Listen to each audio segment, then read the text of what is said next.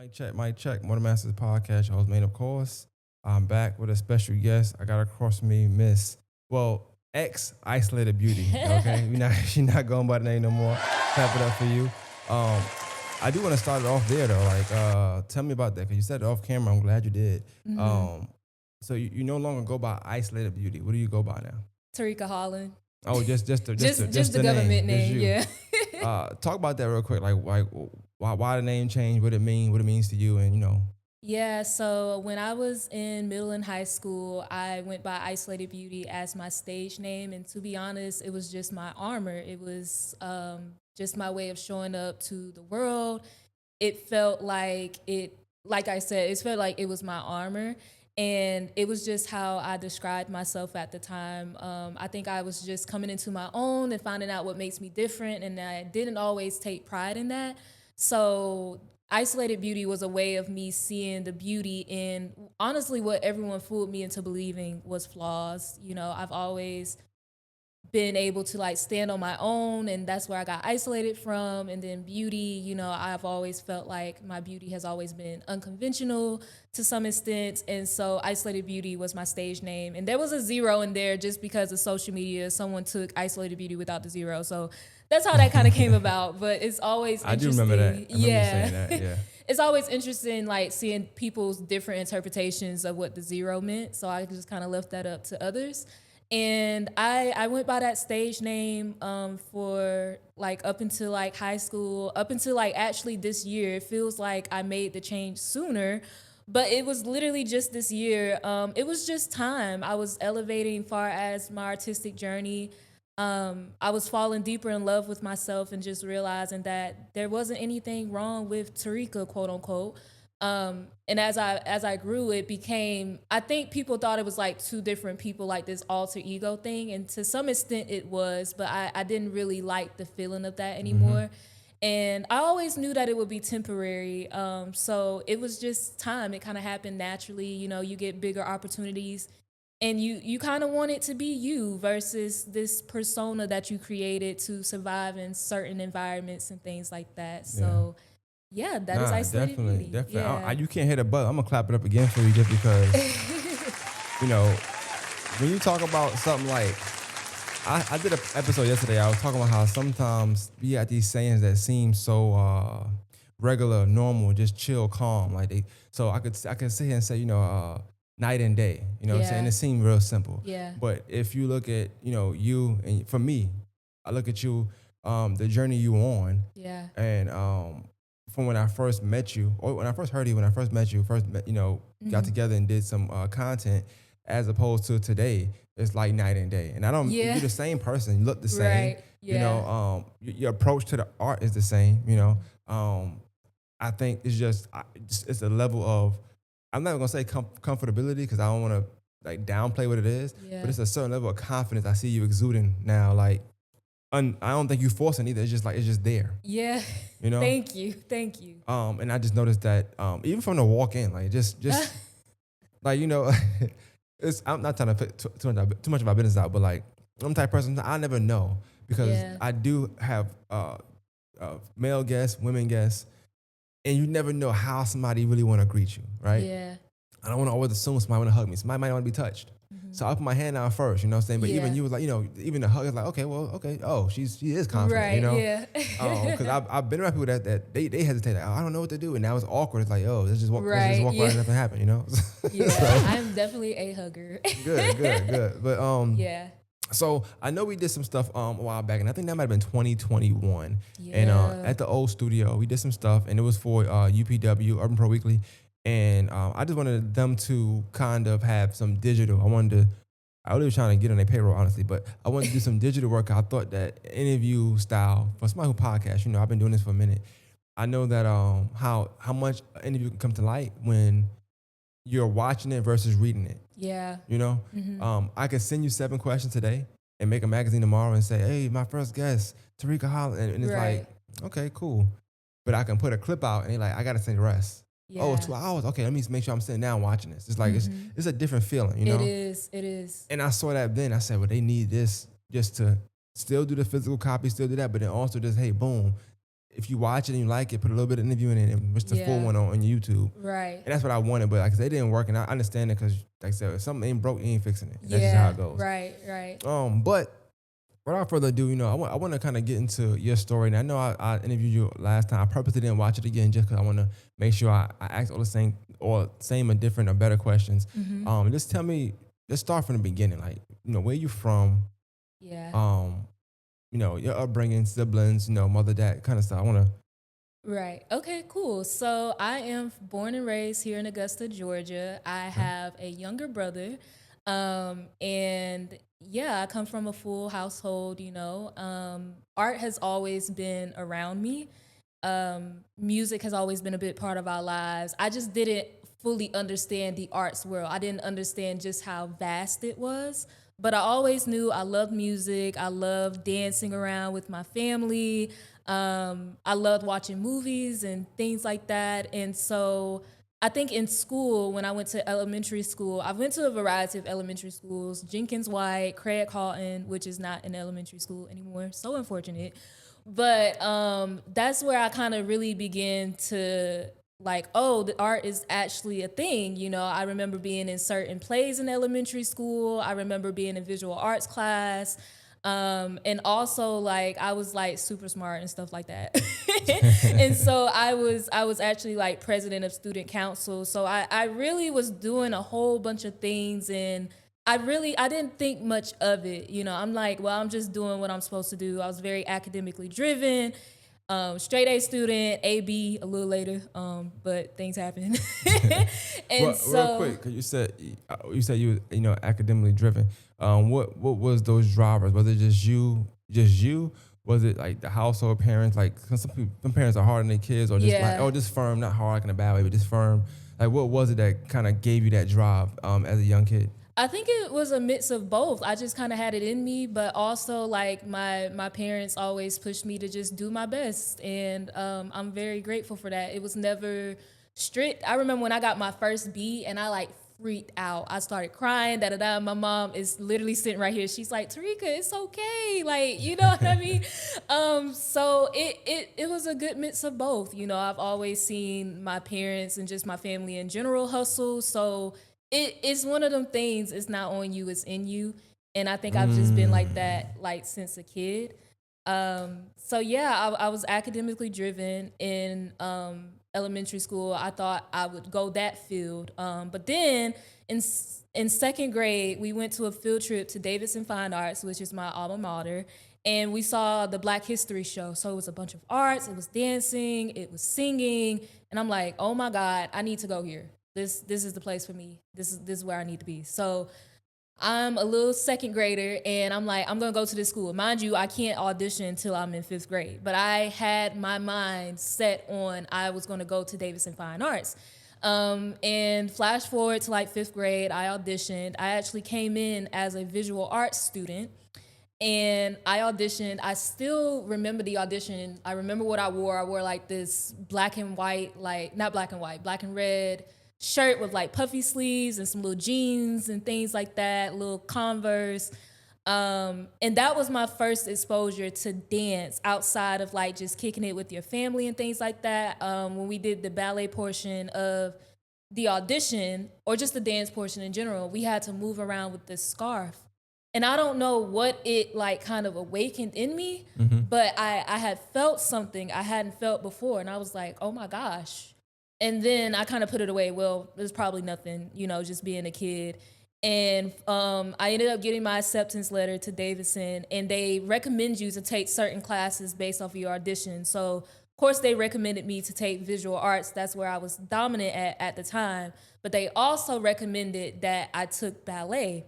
And I was like, really? I've never thought of myself as a dancer. I'll be silly and things like that. But I never thought that was in my cards, because I was always like a little awkward. Like I like to dance, but I was a little awkward. So I just kind of went for it. I was like, okay, sure. Why? Let's just take it and see where it goes. And I ended up loving it. And yeah, I ended up being a student at Davidson in middle school. My journey looks a lot like it does now. I was in acting classes, I was in visual arts, I was in dance. And then you kind of watch my Davidson journey through middle and high school. I kind of I was more dominant in dance, which was great because once again, I never thought of myself as a dancer. I ended up falling in love with it. And, that came with a bunch of high and lows. But as we progressed in my journey at Davidson, I ended up migrating back into the theater department. And kind of that's where I discovered spoken word as well in the middle of my high school journey. And yeah, second grade Tarika. I want to take a step back a little bit and talk about the actual audition, right? So Yeah. Going into the audition, right? Like, were you nervous? Give at least for back then. I don't know if it's different now. Give me try to paint the picture for me, the environment. What is like? How many kids are there? How many judges are there? Like, is it? I ain't gonna lie. When you said that, I started thinking about Say the Last Dance. I don't know why I just did. She danced in front of everybody for We Julia. talked about that last time too. Yeah. We did. Yeah. I probably got different thoughts now, but that's funny. So I remember there being like an ass of kids there. Jesus Christ. But how many is that? Like a lot. I'm playing. I know. Like a lot. Like Davidson was the place to be, I guess. But for me, I don't recall any nerves at all. If anything, I was excited because I think what was so beautiful about elementary school, I had a level of like unshakable confidence. Like it didn't matter what people try to tease you, da-da-da-da. I didn't care. I was smart. I knew I was pretty. I was a cute little girl. Like I just had But unshakable. did you know? I know you know that now. Yeah. You knew that. I don't know how old you are now, but how old you are now today? I'm 23. So in 2024, 23-year-old Tarika Holland knows that she's pretty, beautiful, and confident. Yeah. At that year, that age, did you know that then? I think I did, yeah. Okay. In elementary school, now shit kind of hit the fan when I hit middle school. That's when the insecurities came about, and was it puberty? Was it like your peers? Was it peer pressure? Like what? Like yes, I know we spoke about it before, but I'm trying to just kind of navigate and see like exactly what was it? Yeah, it was all of that. Like going into middle school, you go from being like quote unquote the most popular one in elementary school, not because I was like a cliche popular girl, but a lot of people liked me, a lot of people gravitated towards me, a lot of people knew I was smart. And then you get to a place like Davidson, there's a lot of people like you to some extent. You know what I mean? Like you go from being the smart kid in elementary school to you're surrounded around all these damn brainiacs, like literally. So I know Karen gonna hate me for saying this though, but like she hate when I do like sports analogies. But yeah, my only way to really compare that to anybody that's watching that isn't into arts is like, in high school, you have a team. Yep. But you got that star player in high school. Yep. He's killing everybody, right? Yeah. But then he goes to college where everybody is on scholarship. Yeah. And maybe you kill there, you're doing good there. But then you go to NBA where everybody is a professional now. Everybody is the top person. So it's like every time you go into a different realm of a group of people that's all have a passion to do the same thing you have. Mm-hmm. I'm not saying you can't be the one, but sometimes you become less and less unique. Yeah, exactly. Among that student body. Exactly, yeah. So that's kind of what happened when I got to Davidson. Even just appearance-wise, like I looked different.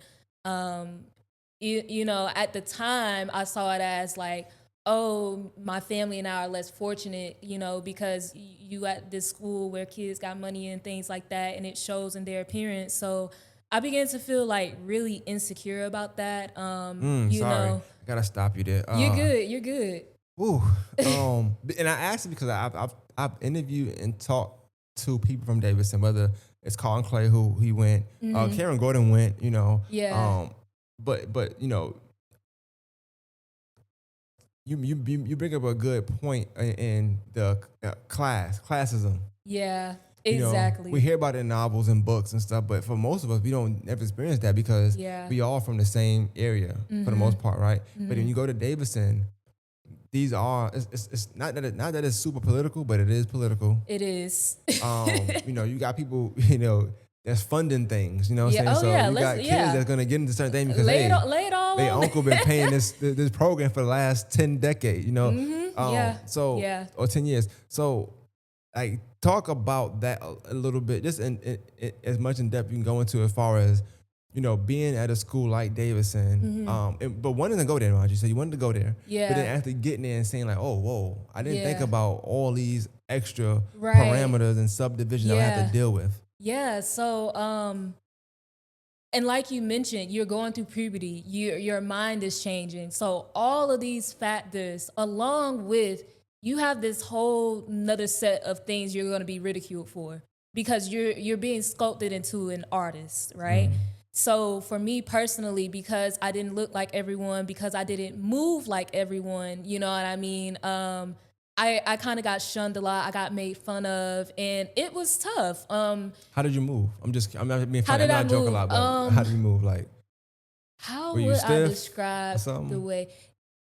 I feel like at a time I was. How do I explain this? Okay, I'm gonna just say it in lamest terms. I wasn't known for like doing a lot of tricks. Like I wasn't quote unquote the most flexible. I couldn't do a lot of jumps or flips and things like that. Um, I would say I was more so of a storyteller. One of my previous dance teachers described it as like an emotional dancer, quote unquote.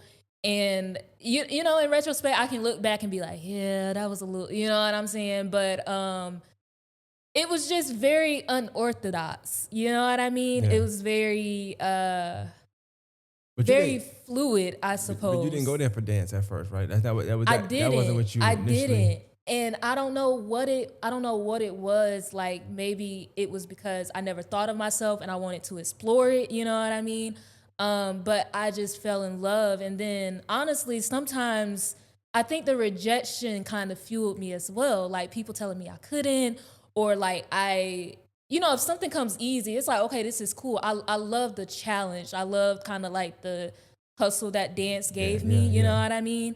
And so, yeah, it was tough. Like a lot of the dancers that you see get the soloists or they get the front spots, they fit in a particular box. They could do the flips, they were flexible, they had the legs, they had this. I didn't really fit. Like it's weird. I had a little bit of everything, but it didn't quite come together, especially like in middle school. And it was tough, and I think I didn't realize the classism and all that until much later. I feel like maybe I was in junior year, I could really begin to see like, oh, so this person's parents is so and so, so that's why XYZ, or oh, this person is on this board, da da da da. So it gets deep with that stuff. I don't want to like misspeak and like No, you know I what I ain't gonna go mean. in. I won't go in depth because Yeah, but I know you got it's ties real. there still. Yeah. But I do want to ask, like, that, like, knowing that in your junior year, did you ever feel like, dang, I wish I knew this when I was in 7th grade or 8th grade, because maybe I wouldn't been so hard on myself trying to I push myself, do. because you push yourself to no avail. You know what I'm saying? Yeah, Like I yeah. don't care how good you actually get. Like this Yeah. person is gonna. Not to say that they do to everybody, but I'm just saying Right. there are certain things where like you're a shoe in here for something. Yeah. It's anywhere you go, a job or Right. whatever. Yeah. And sometimes you don't know that, but then when you start to Right. know that, it's like, damn, I was pushing myself so hard, and it's like Yeah. it wasn't. It was never me. It was never. Yeah. That's exactly it. It was never. I think that's what one of the things I realized later in high school. It was never me. One of the biggest things I think I learned is that some people will see your gifts before you do. And because they prey on insecurity, they prey on that uncertainty, and that's a lot of what I was. I mean, for crying out loud, I was still a child, for crying out loud, but like they prey on those things. And so Lord, I lost my train of thought. No. But yeah, it was never me. Some people saw my gifts before I did, and they knew, I could easily be uprooted, and I could easily consume everybody's projections of me. And I just kind of fell victim to that. You know what I mean? I do wish I knew the things that I knew later when I did, but also I think I had to go through the journey. I had to go through the rejection. I had to go through the being made fun of. Because in the end, I had the last laugh. Like, Right. I think junior year was that year. I think I was like, all right, I don't think this is me at this point. I think y'all, what's going on? You know what I mean? And I was more confident, and I just kept doing my thing. But so I know you kind of vlog about it too, Yeah. about just your journey, your artistic journey, Yeah. and not moving off from your younger years, but you really could have a 10, 12, probably how many episode run of just you talking about from middle school I know, through high right? school, right? But you do a good job of also. I noticed that you do a good job of. I don't want my story to feel like it's everybody's story. So Yeah. I'm not you never really hold back per se, but I Yeah. do think you make it known like but hey, I needed that for this. Like Yeah. yeah, I feel this way, but Right. on the flip side, Yeah. I also feel like this help fuel me here, help me here because had you known some of the stuff maybe you don't work as hard. Yeah. Maybe Exactly. you develop an attitude like, look, it ain't me, it's dumb. But then Yeah. sometimes it could be you. Yeah. So sometimes Exactly. having that attitude and not putting it on nobody else and just trying to figure out what's that put your best foot forward, that kind of puts you in and push you to be as good as you are now. It did. It definitely did. And it hurt. Don't get me wrong. It hurt. And it took a lot of like healing and self-reflecting to understand that it was truly all for my greater good. Because when I did get those things later on, like when I did get the solos, when I did get the spots in the front line, I could appreciate it so much more because I knew what it was like to fight for it and not get it. I knew what it was like to get it and then have it be taken away from you. You know what I mean? So, yeah, I definitely needed all of those experiences. They definitely shaped me. And I think I'm in a place, there's just a certain level of gratitude. You know what I mean? I am not the only one who experienced certain things like that at Davidson. And those same things are holding. I know some people that's still holding them back. Yeah. Mind you, they got out of Davidson before I did. You know what I mean? So to be in a place where I'm still going and I'm still creating and I feel good about myself, for crying out loud, like art aside, it's just great. And I think that's why I have a level of gratitude for those experiences. You know, it was tough as hell. I don't paint Davidson like, oh, it's like, we'll get there. We all talk about this. We thought it would be like Victorious and like Ant Farm or like, one of them cool TV. Yeah, no. So, but yeah, I feel super grateful. You watch Disney and these other movies and you think everything is going to be peaches and cream and it's Yeah. not that way, right? No. But I spoke about something yesterday again, and a lot of stuff I spoke about you hitting on, because I feel like some stuff just seems it's like it's simple. You know what I'm saying? Yeah. So like a saying like in due time, it seems so simple to say. Yeah. It's like in due time could be like I said, middle school is 3 years, high school is 4. Yeah. You're 23, so that's you 5 years removed from high school. Yeah. So you add that in as well. Right. You know what I'm saying? So you add all that up, like you got 10 plus years of this quote unquote in due time kind of process. Yeah, yeah. You know? And then another thing, just for context, Davidson, I was there for middle and high school. So for me, it felt like I went straight from elementary school to high school to some extent. Definitely, because the academics was so rigorous. You're around high schoolers. I'm glad you said this is very important. I write it down 23 minutes. I'm sorry, this is important you said it because I know somebody and I'll be trying to talk to and through my podcast. Mm-hmm. So for a kid that goes to Davidson now, they maybe in 6th, 7th grade. Yeah. They went to a middle school last year, but they got in Davidson, whatever, right? Mm-hmm. Like describe to me and to parents, whatever. Yeah. Like that kid may go through some struggles and but it's perfectly healthy. Mm-hmm. Like, I'm not saying you can't be a parent, but like beating them up about it because, you supposed to be smarter than this. You beg to go to this school. Please tell them like exactly how rigorous and tough a lot of that criteria and things, the schoolwork, the workload, like the balancing of being a student versus probably having to be more mature than the students that you've been around all your life. Yeah. So once again, not only are you dealing with your academics that comes with being in school, you're also dealing with the arts. And that comes with another set of things that everyone is going to either ridicule you for, praise you for, etc. It comes with a whole nother set of rules, a whole nother set of things that you have to be responsible for. Mm-hmm. You said ridicule you for, praise you for. Just elaborate a little bit on that. So like for me, for example, I love for me example. Yeah, like my teachers, some of them, they were tough on me. You know what I mean? Because of how I moved and my style of like specifically dancing.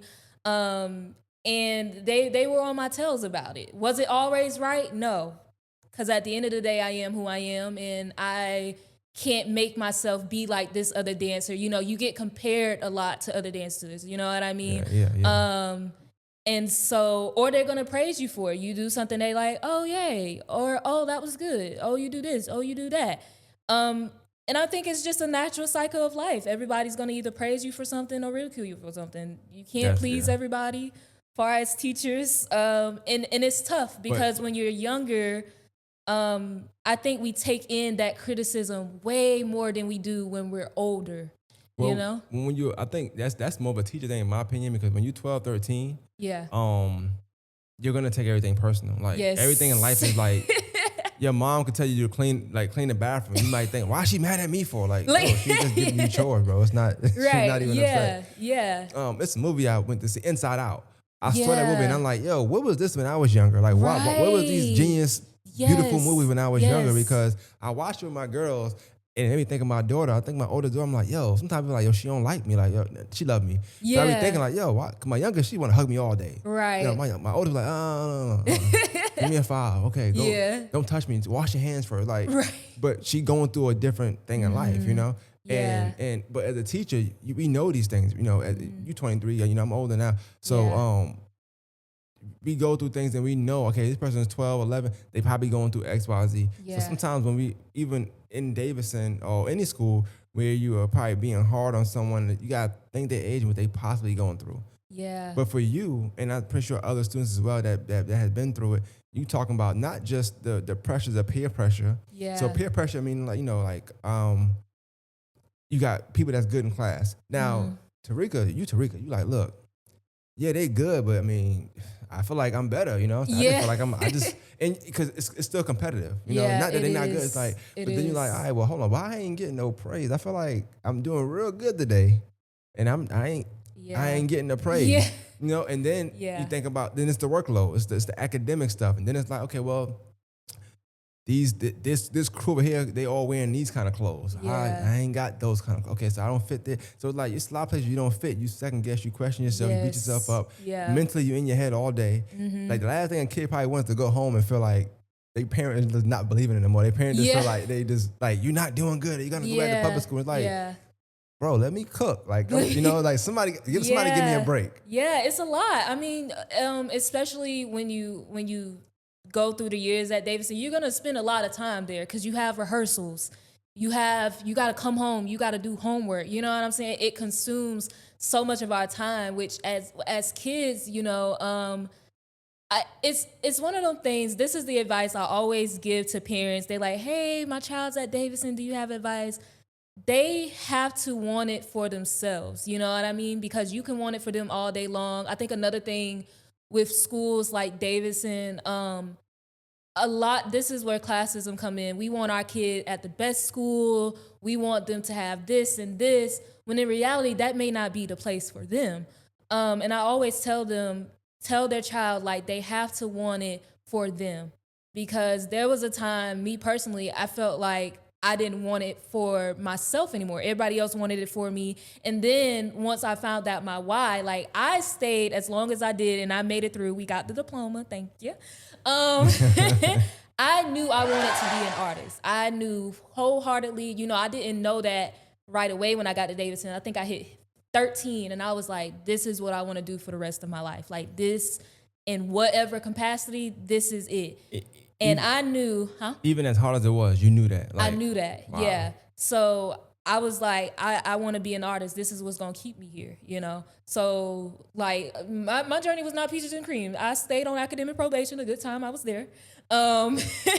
You know, I'm dealing with teachers who, I'm going to just call it what it is. Certain teachers can be bullies, you know what I mean? I'm dealing with being bullied by students.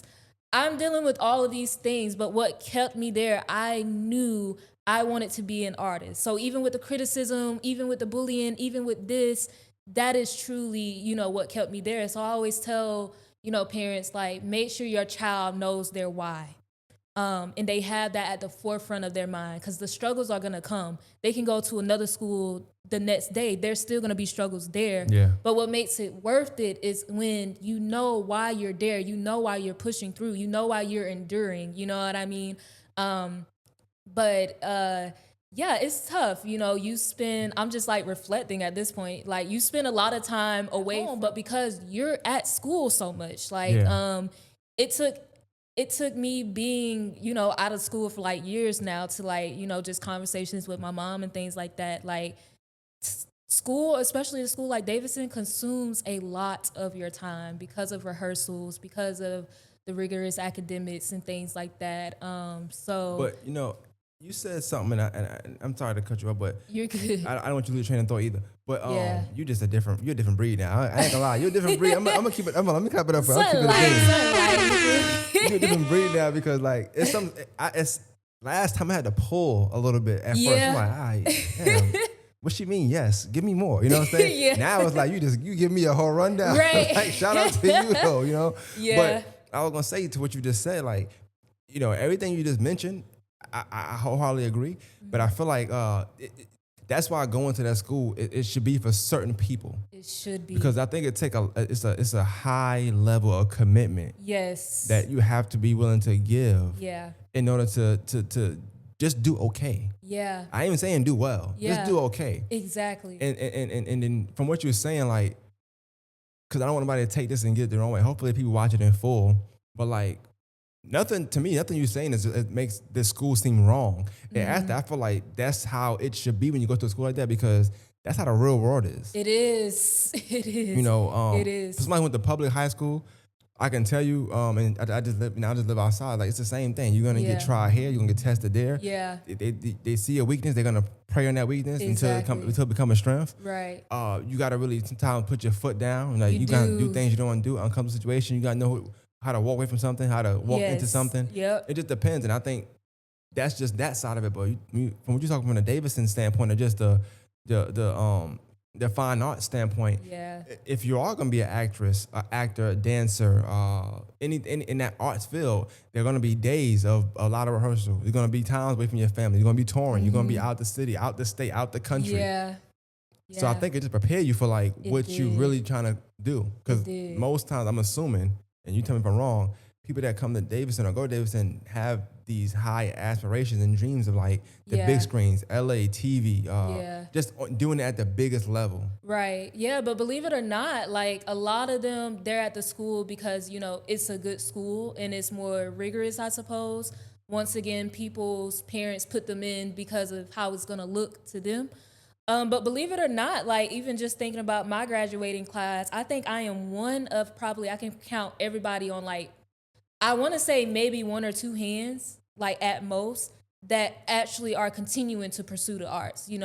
A lot of them went on to do other things in more academic fields, which I mean, that's fine. Not everyone is going to pursue the arts professionally. You may have it as a hobby, but it's very few of us that are still doing the arts in some capacity. Well, because I'm not from here, so I really don't know. I'm not gonna lie. I never thought about Davidson a day in my life, like until I got older. Like it was somebody that rode my bus that I guess they went there, and I was like, why she ride the bus for? Pretty girl too. Why she ride the bus for? Like, but it's she go to Davidson. I'm like, well, I want to go where she going. You know what I'm saying? Yeah. But that's about the far as it went for me. But so when you say, I know say Davidson and fine arts. So is it for fine arts or is fine arts for academics, if that makes sense? Like you know how you go to I'm gonna use sports. Sorry, Karen. You know how you go to a prep school. Yeah.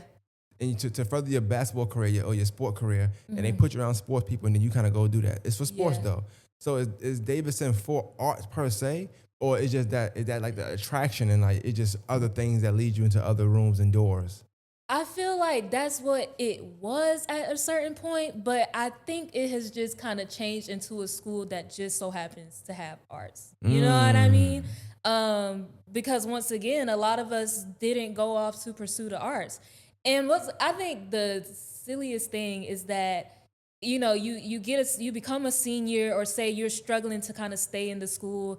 They're like, well, this is going to look so good to colleges and da-da-da.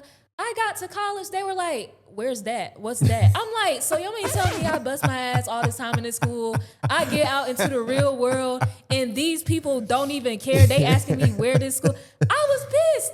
But what was good about it is that all of the training, for crying out loud, I had trained for like freaking 8 years in various art forms. You you're right. You get out into the real world, you see some of these artists, they don't know how to carry themselves as professionals. I've been doing this since I was in middle school. So when I tell you it truly shaped me. I personally think I was in the school meant for me.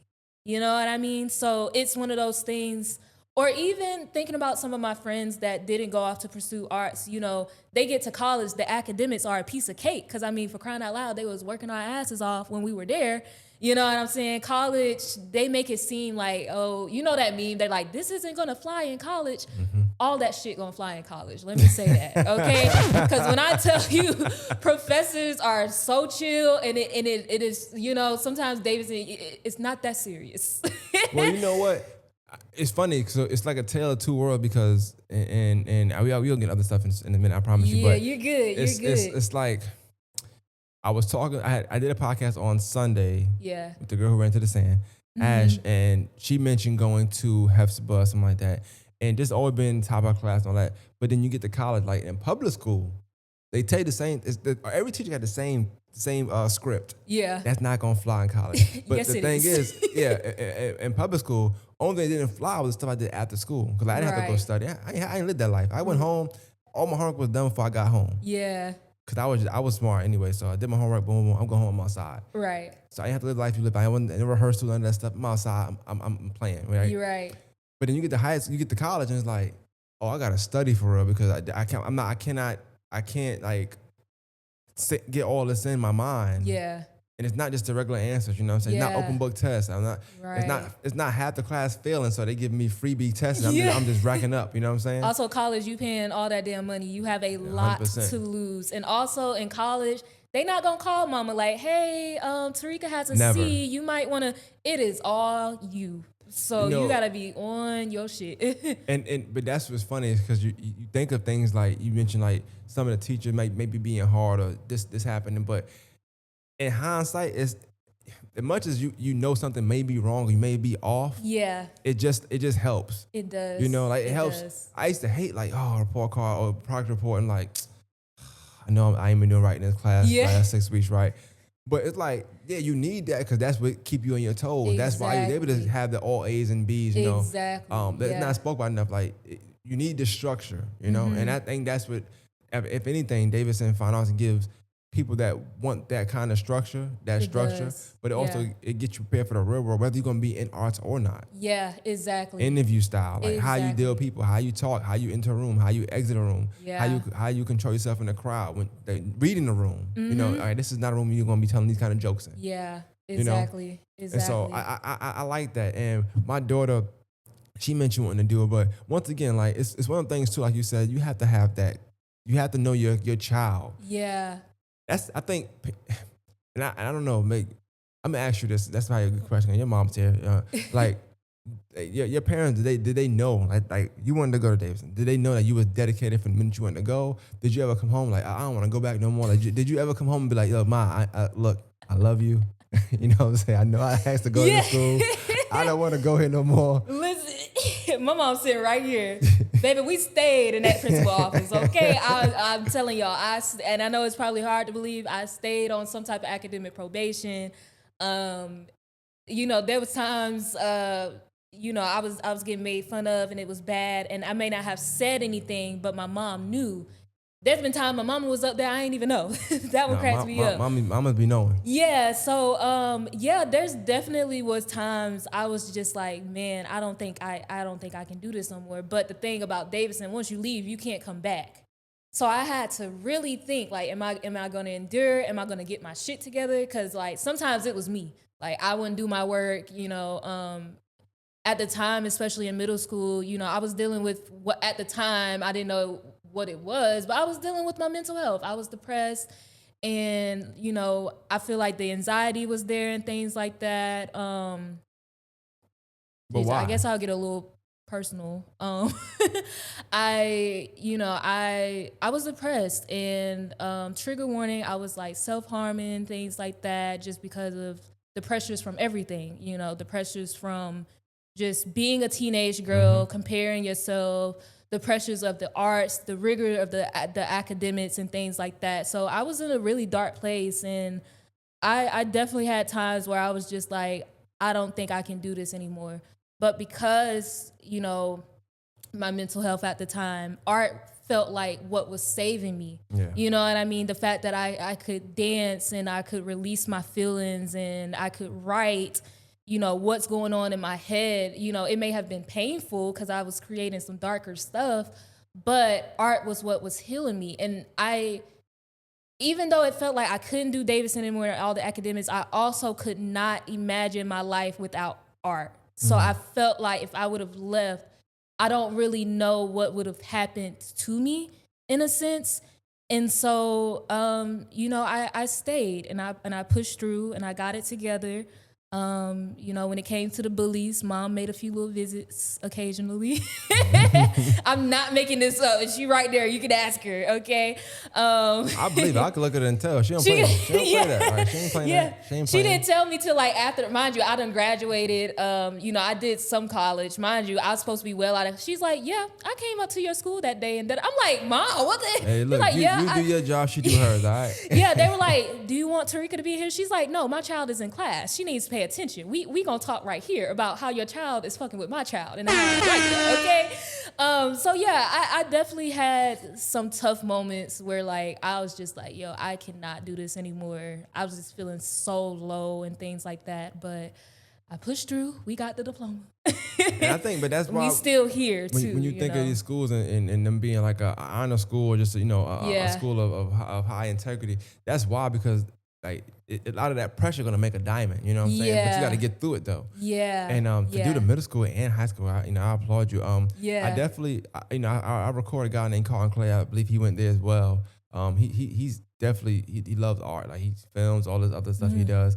But even him, I watch like how their approach. Just y'all approach to the art. Yeah. Is really unmatched when you're around. Because I'm around a lot of people that hasn't grown up in art. They just, I don't want to be that person. Some art is a fad now. Yes. Right? Yes. And so some people, some art is a fad now. Cause I never want to disrespect nobody that's doing it. Because if you're doing it and you creating in a respectable way and its integrity and I feel like it's good, more power to you. But it gets I don't know.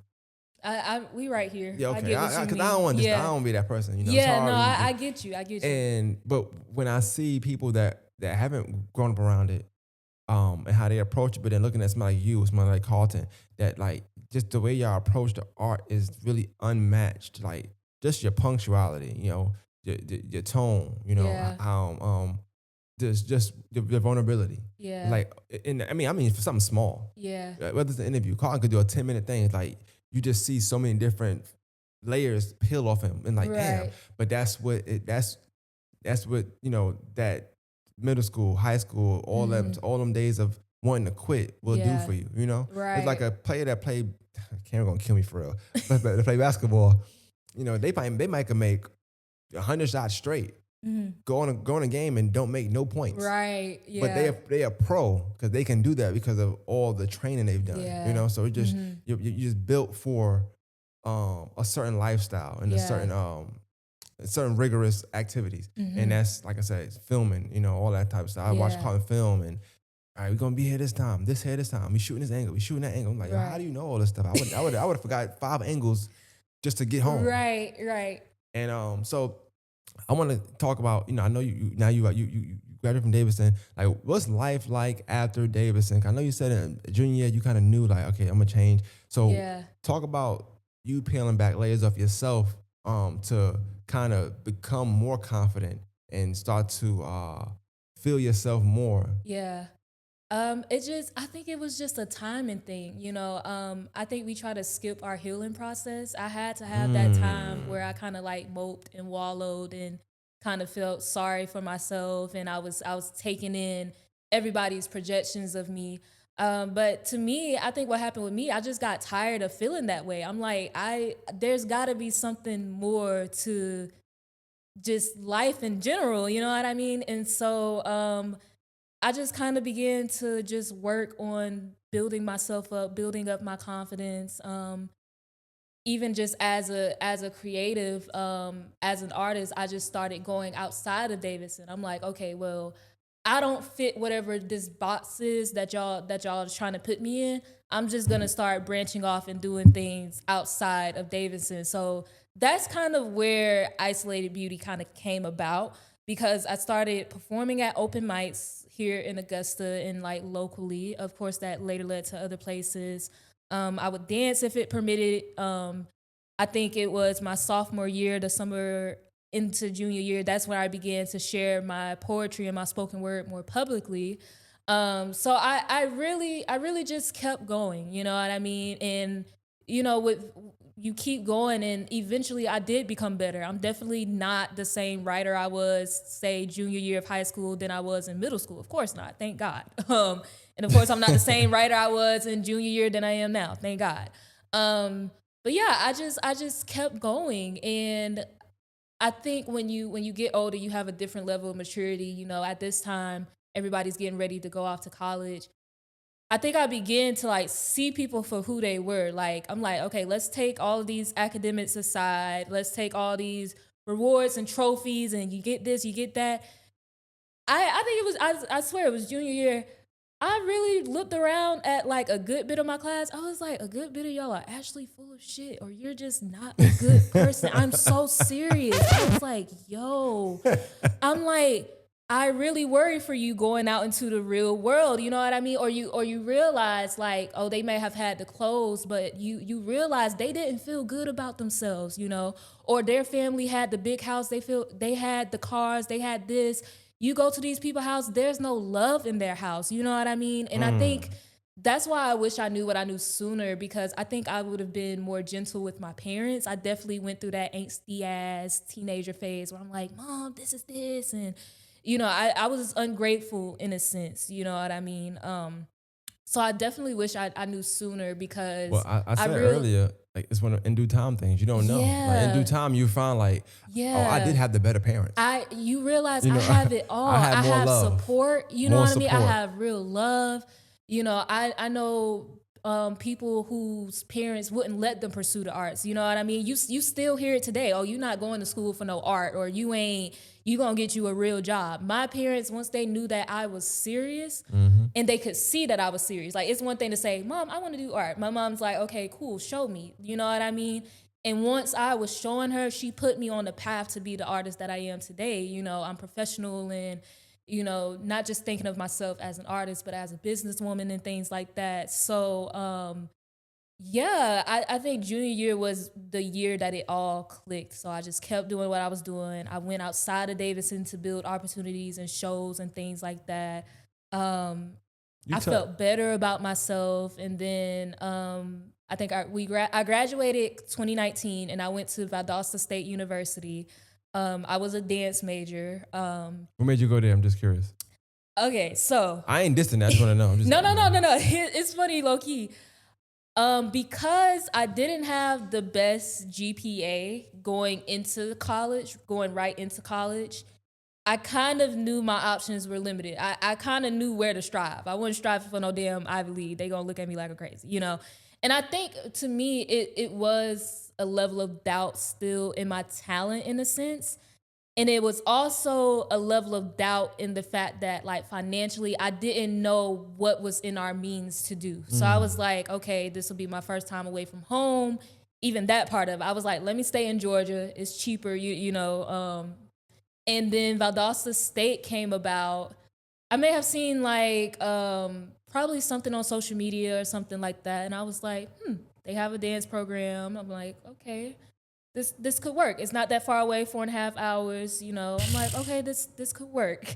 It is a chunky drive. It's not that far away.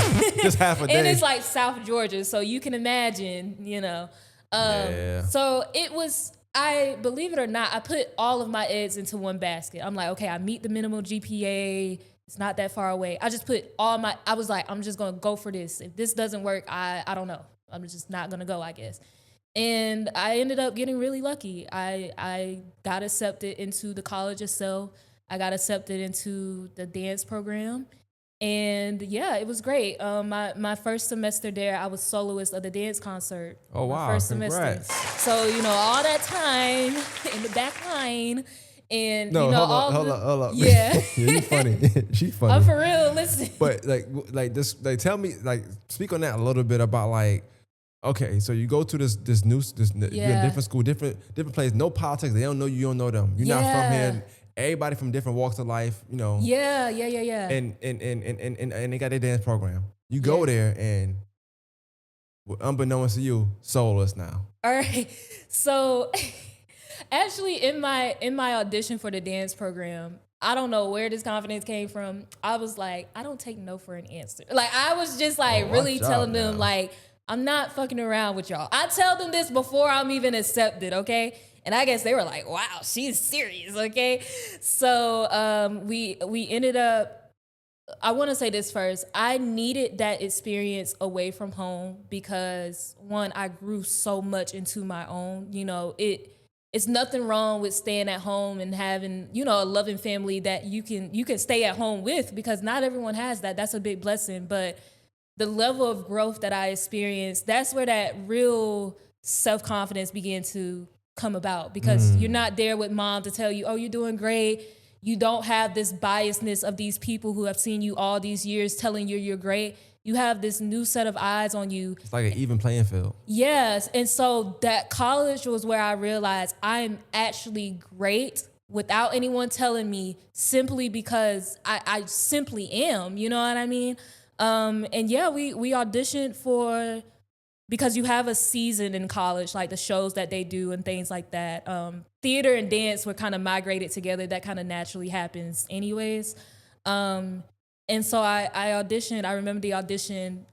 They posted the list and I was in 3 pieces. That was already rare as a freshman, you know? So I was like, oh, okay, cool. And yeah, we went through the choreographic process. I was soloist in each one of those 3 pieces as a freshman. I know we 51 minutes in. I gotta ask. I know I probably should have asked way earlier. My bad, people. I'm sorry. I'm using context clues. I don't know nothing about no dancing or acting or that stuff. Yeah. I'm just gonna assume soloist is a good thing. So like, tell us like what exactly does it mean though? So besides, I know it's just one. You're good, yeah. So yeah, there can be several soloists in a group piece, but soloist basically you are the lead of the piece. You're kind of driving the piece forward. You have maybe a few 8 counts, or you have a moment where you're dancing by yourself. Does that I'm not throwing nobody in does that mean like quote unquote they probably think you're the best there? Is that hell yeah. You gotta be something shit. But I think what was so beautiful about it was, one, I had all those moments in high school where I strived for those things and I didn't get it. So you never got no soloists in high school? Okay, I did, but not in the way that I wanted it. You know what I mean? It's a backstory to it. Yeah, that's another thing. You know, you'll be so focused on the love or the things you aren't getting. You realize, dang, I actually did get it. In 2017, I was a sophomore in high school. I did do a solo for emerging artists, and shout out to my beloved ballet teacher, Miss Toole. I don't know if she's gonna be watching this, but worth a shot. She was actually one of the teachers that saw my gift, and she didn't see it as a threat. She nurtured it. She saw more in me than I saw in myself sometimes, you know what I mean? And I remember auditioning for that solo my sophomore year of high school, and she told me like, wow, you've grown so much, and it's just so beautiful to see. So she was really the person who gave me my first big solo. And you know, that's kind of one of the things I reflect on high school a lot. I wish I wasn't so focused on the love I wasn't getting from some other teacher, that I could see the love that was in front of me. I think that was one of those later high school things. I'm like, dang, the love I was looking for was right here. But because I wasn't getting it from who everyone else was getting it from, and I was getting quite the opposite, literally, I couldn't even fully appreciate this love, you know? So and then today you think about it, you probably appreciate that more now that you wasn't getting what you wanted from that person. Exactly. Exactly. It pushed you in to thrive and do better things. Right. Yeah, definitely. And then even getting to college, like you realize, because if I would have got it all in high school, I would have got to college, I probably would have been a little cocky, like that hunger. I'm about to walk up in here. Mm-hmm. I'm about to be soloist because I was in high school. And a lot of people walk into college like that, and they have their ass handed to them. You know what I mean? You had the gift of not feeling entitled when you got like Yeah. you even right now, like at this very moment, like nothing about you screams entitlement. Like I feel like No. you work for everything. Like Yeah. because you vlog and I watch the videos and I message you every now and then and stuff, and like I would literally hear you saying like, oh, I want to do this. Like I see you speak things into existence. I Yeah. hear you not necessarily praying, like, but you're asking, like, I hope I can get this, and like Yeah. you vulnerable a lot of times. Like you might Yeah. not get it, but you telling us, I want to get this, and then it happened for you. Like Yeah. it's I never once talked to you or seen anything you posted and felt any kind of entitlement. Right. But I definitely have watched from 2021 to now and seen a huge step in confidence. Though. Thank you. Thank you. That means a Like lot. even because I don't know if when I first met you, you was already modeling and kind of like modeling, but like I seen you take a step at the mile, and I seen you do more spoken word. Yeah. I've seen you post some dance, go out, go like you done other things, done plays. Like I seen Yeah. you just do so much stuff that you the first time we talked, you said I like doing this, I like doing that, but it was kind of like you wasn't sure if like Yeah. you know if it was in reach. Yeah. But now it's like you just taking everything that you say you want. Right. Yeah. Yeah. Thank you for that. It's good when, I think it's good when people can see it and you know they deeply mean it and you're Yeah, one of those yeah. people. So thank you. But yeah, I got to college and it's one of those things I had a lot to lose. I'm like, first of all, listen, our finances, I was there on faith. You can ask my mama. I was there on faith, okay? And I knew, I'm like, okay, I know I'm talented as hell. Okay, let me make sure my grades and my GPA good so I can get these scholarships. I didn't have them going into college, but I knew I could get them later. And that's what I did. You know, my academics were very good. I had like a 3.7. And I was just doing great. I was killing shit in the dance program, and then COVID happened, and I had to Boy, essentially, that damn COVID. yeah, not even just COVID, but my family and I, we went through so much. You know, your grandparents getting older and sick, and that Yeah, being that'll scary, do it. not knowing if they're gonna live or not. That's That'll the do kind it. of, you know. So we dealt with COVID, but that was almost the least of it. We were dealing with something a lot more intimate. You know what I mean? Even just the idea that I had to leave college, not knowing if I'd be able to return and things like that. It was a crazy time, you know what I mean? And so, yeah, I ended up not going back to college, if you guys can tell, which, you know, at first Well, you I don't look felt, stressed out, so I'm assuming you didn't go. You still look young. Like college will stress you the hell out. You look like you got a lot of youth left in you. So yeah. And at first I felt really down. I was like, oh my God, I'm one of those people, I like to finish what I started. So I was really hell bent on going back. I'm like, I have to go back. And it was one of them things, it never worked out so that I could go back, you know. I ended up having like a balance on my like tuition and things like that. Because COVID happened, I think there was some type of like CARES Act or something, I forgot what it's called, but it ended up taking care of my balance. So now I don't have debt for school. You know what I mean? So, and I think it just left me to the desire to go back, especially Valdosta State, because I had already accomplished so much my first semester there. I didn't want to stay in a place that wouldn't push me to grow. Right. You know, so if I did go back, you know, I knew I always loved theater. I was going to end up double majoring and things like that. But also, because Valdosta, listen, it's in South Georgia, so put two and two together, okay? So because I was like, there's only going to be so much I can do here. You know what I mean? I kind of was like, okay, I'll probably do one more year here if I come back, and that'll be it because I can't grow anymore, you know? But yeah, I ended up not going back to college, which I'm glad that I'm okay with that now. And I ended up, during the pandemic, I ended up self-publishing my first book, Through the Eyes of Isolated Beauty. So, and I've done all this other stuff outside during the 4 years. I was supposed to graduate last year, 2023, but I still ended up doing the arts, pursuing the arts. I have real world experience in the arts, you know what I mean? College is great. I do not turn down college. I love school. People are like, well, college wasn't for you? I'm like, no, I love school. You know what I'm saying? My path just took me in a different direction. And sometimes that comes with grief because there was already so much lined up for me when it was time to go back that I didn't get to experience. And sometimes you wonder, dang, what if? But also if I would have got that, probably all the things that I have done now, we probably wouldn't have seen it because college would have literally took me in a way different direction. Still doing the same things, yes, but you know, God just has a bigger and better plan. I definitely think though with your approach, I think you were gonna get the best of any opportunity that was in front of you. Because just your Yeah. approach to the art and just things you do is, like I said, it's, when I say unmatched, I'm just saying I watch a lot of people approach art. Yeah.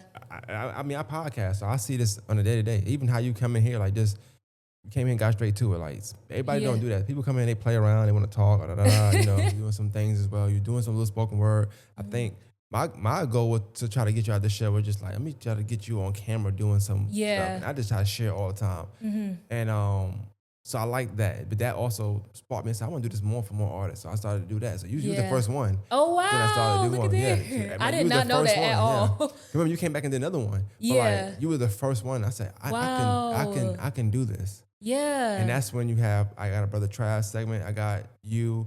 I got two other people that came and just kind of spoke, get some pieces. Right. And I just feel like it's good for y'all just to throw out. You know what I'm saying? Yeah, yeah. Why Well, not? thank you for I try. having us and having a space for us, because I mean, it's not easy, and spaces are rare, especially Definitely. for us. So thank you as well. I try. My goal is Yeah, always to push all the heavy great content forward, and y'all give me yeah. good content. But so like, I know so you do plays, you dance. Like, give me some stuff like after school and like I mean after college that you were into and you doing. I know you did some spoken word, if I'm mistaken. You did Yeah. dope spit, if I'm mistaken. I have, yeah, I Yeah. have. After college. So I did publish my first book, Through the Eyes of Isolated Beauty. And it really was just my debut collection of poetry, spoken word, stream of consciousness, which is basically just writing your unfiltered thoughts. So all of my writing from like middle and high school, I put it all in a book. In a book. Which is scary as hell, okay? Because it is very vulnerable and angsty and things like that. But for me, that project was really just a redemption. It was finally me being seen, me being heard, because I felt like a lot in high school, I wasn't always seen, I wasn't always heard. I felt so misunderstood. For me, that was my younger self redemption. That was her being able to like, Yeah. tell her story, tell like my perspective of things like that. And yeah, I did continue to do open mics and things like that. There's been so many that I probably can't even keep count. Just like a back step though, like when you were writing poetry in middle school, high school, like where were you pulling from? What was your poetry about?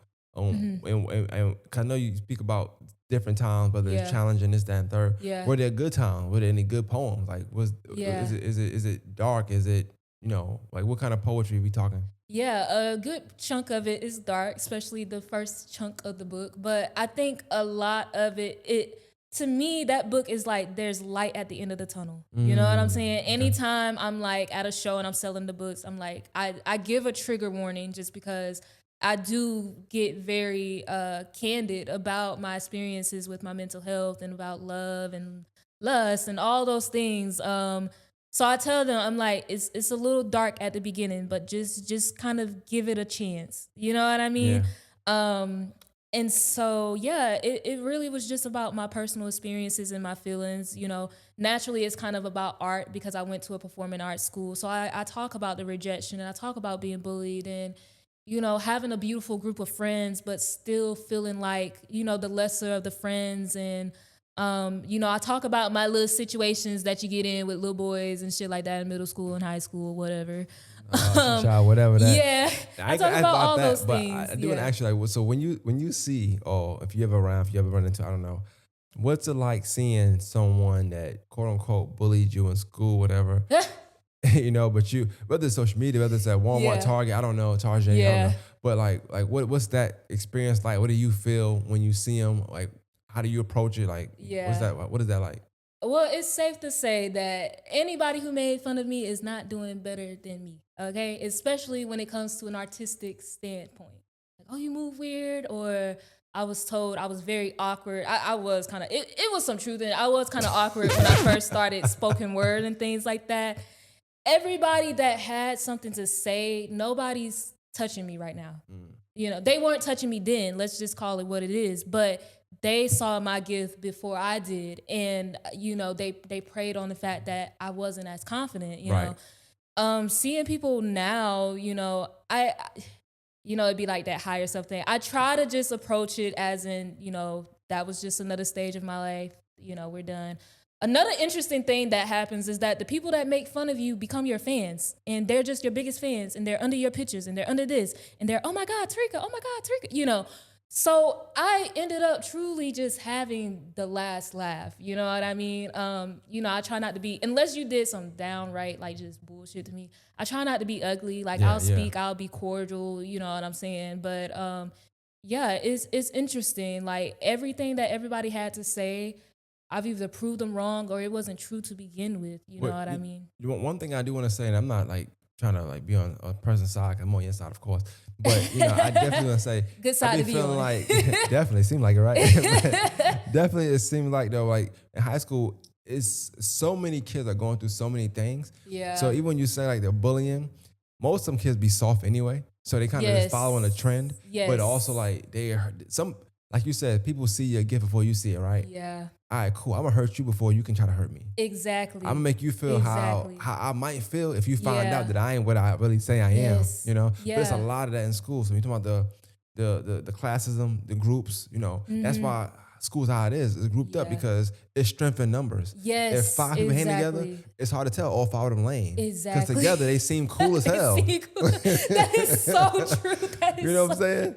Yeah. Together they seem cool. They seem cool. And that's why you see them out after school. It's like they disperse. It's like, oh, you kind of been. You ain't shit. Yeah, you been corny. All right, Tarika. I won't gonna say all that now. That's funny. Yeah, I mean, hey. Yeah, it's super interesting. Even just being someone who went through things, you realize people, like you said, were going through some real shit during that time, and that was just their way Use of their scapegoat. Yeah, exactly. So I try to handle a good bit of things with grace, but I also have it in the back of my mind. Like this is so petty, I collect little things of people when they do something that I did and they made fun of me for it. Like, example, I had a YouTube channel very young, which, you know, I look back, I'm like, oh, I was young, like, it's cute, you know. But you can kind of be like, ugh. And so a friend that I had, like, made fun of me. Like, it was this big Snapchat. Like, Snapchat was so big, so big, so big. And then, like, years later, I think I'm about this age, maybe a year younger, I'm on social media. She has a YouTube channel. I'm like, oh, so I cool literally now, right? just, it's cool now, you know? So it's just so interesting. Or there are people who made, like, not even people who made fun of me. There are people who trying to do the things that I do, you know what I mean? And it's just like, I had all of those experiences. It's not going to be just do it. Like, you don't understand. Right. Like, everything that I went through kind of made me able to do the things that I do now. So it's just you mentioned the book saying like light in the tunnel, and I know we talk about in due time and stuff like that. Yeah. But I think like without the journey part, like those tough stages you kind of keep overcoming. Yeah. That's when you get like a polished act to where like now you can be as confident. Yeah. It's hard to be even somebody starting a new job, it's hard to be confident. You don't know what's going on. Anything something new. But once you kind of get time and you get your ups and downs in that field, you really become a monster. Like, yo, okay. And especially if you're taking it serious, like you trying to really overcome everything you run into. A challenge, you overcoming those challenges. Right. Then you start to really like find yourself, and you're like, okay, I can do this, you know? Yeah. And you give your own confidence within yourself. So everything you're saying, like I said, I definitely agree.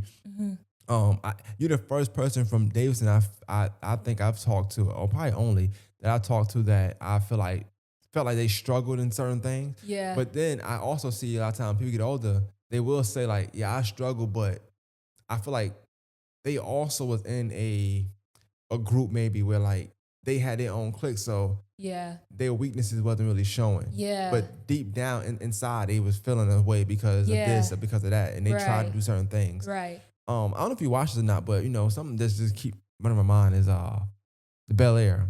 So Fresh Bel Air.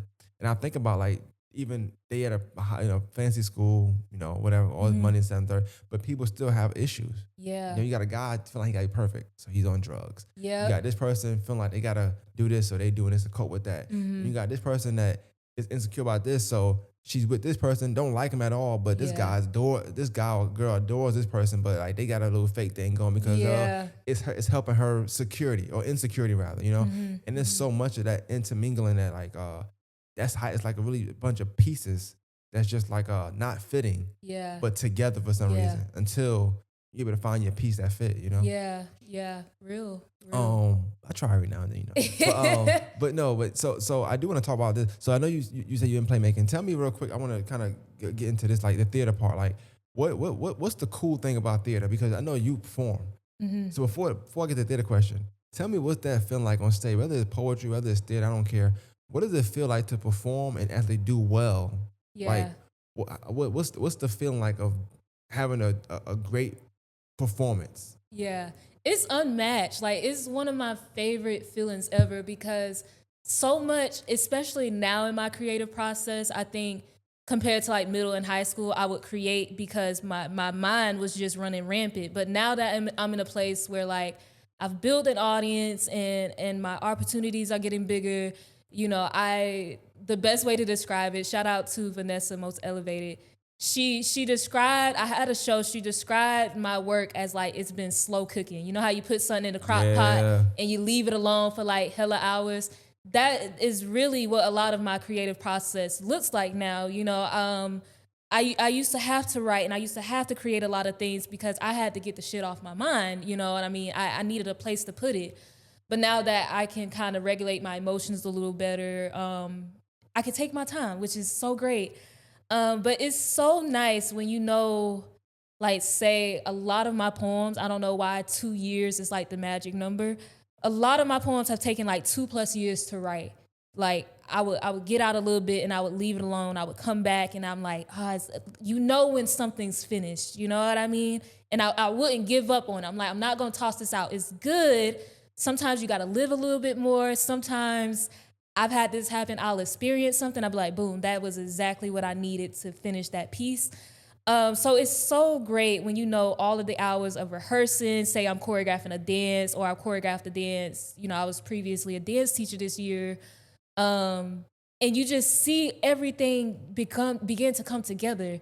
You know what I'm saying? Like the stage is this that like cherry on top for me, but the building of like the cake or the building of the piece, that is so nice. And when you perform it and it hits the audience the way that you imagine, or it hit the audience in ways that you didn't think of, Yeah. or you're performing something that's super vulnerable, show a different side of yourself, and people don't look at you differently after you're done performing, or just knowing that all the hard work you can, I think with performing, all of the work is in rehearsal and you have to, what you do in rehearsal, you gonna do on stage. You know what I mean? Yeah. So just knowing that even when something goes wrong, knowing that I'm professional and I know how to bounce back. I may not, the audience may not know, but I may know. You know what I mean? Right. But just seeing all of the hard work pay off and then finally putting it on stage, like, okay, I'm finally ready to share this and give this to people because it's been mine for a while. You know what I mean? Yeah. It's just unmatched. Like I'm grateful. There was a time that I only felt confident on stage, but still to this day, I feel like on stage is where I'm just like my utmost confident. You know what I mean? I feel invincible. I just feel just so just powerful. You know what I mean? Is it hard? Like, cause I've acted here and there. You've acted before Yeah. on camera. Is it hard? Like, what's harder, theater or scripted? Like, you know, like, Yeah. what's harder and why? Or what feels better and why? Either Right. one. So for me personally, because I do have experience acting on camera, far as I'll tell a little bit about like my acting experience. So I did do some plays in middle school, but I didn't think of it as anything to pursue. You know what I mean? I'm like, oh, this is just for a certain set of people that get to do this. I don't know if I'm you know. And so I think theater really came about. I was doing dinner theater. Now, it was not the most polished little thing, but it did teach me, you know, what doing a show was like. I think the biggest thing dinner theater taught me was how to improv, like how to be quick on your feet, how to, you know what I'm saying, your scene partner says something crazy, like what you gonna say, are you gonna break character? Like it taught me how to be quick on my toes, right? But in 2020, I want to say, was that 2023? I think it was 2023, summer 2022 as well. Anthony Page, he is also from Augusta. I had been keeping up with Anthony for years because anytime there's an artist doing great work and I just feel inspired by them, I keep up with them and I give them their flowers. And so I was like, dang, I really want to connect with Anthony. He's so cool, but I don't want to force it because I'm, I'm young at the time. I don't want to seem like I'm. And so he hit me up on Messenger actually about a project to do some poetry on, because we had been friends on social media. We like each other's stuff, just never was a point of contact. And I'm glad I didn't force it either. And I was like, yeah, I'll do some poetry for this. And he was telling me about Studio Blue Acting Conservatory, which is something that he started up to teach acting. And he was like, do you want to be in my class? I'm like, yes, let's do it. So I ended up traveling back and forth to Atlanta 2022, 2023. I hope I got these years right. I think I do. Like almost every Sunday, and acted in his classes.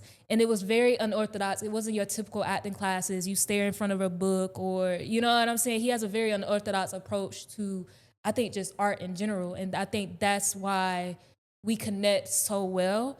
And his classes were great. Oh my God. It was tough because I think with acting, before this, I was craving something. I was like, I kind of want to get back into theater, because what happens with spoken word and even kind of dance, sometimes you get in the routine of how it feels. You know what I mean? Yeah. Like, I don't even have to rehearse. I can just show up and just kind of do it. But I don't know. I'm like, maybe I had something suppressed. I'm like, I want to get back into acting and like do it in a more polished way, aside from the dinner theater I've done. I want to actually learn the craft. And so for me, acting requires you, everybody describes it as, oh, you can be somebody that you're not. That's true. But you have to show up as your full self, good, bad, ugly, hideous, with acting. That's the toughest part on for all of it. For me personally, I'd rather do live theater than on camera. And it could be because I'm more experienced with live theater. I love the thrill of it. Like, if something go wrong, how am I going to bounce back from it? Being on camera is much more intimate. Your movements are a little smaller. And I don't know, for some reason that can be a little tough for me.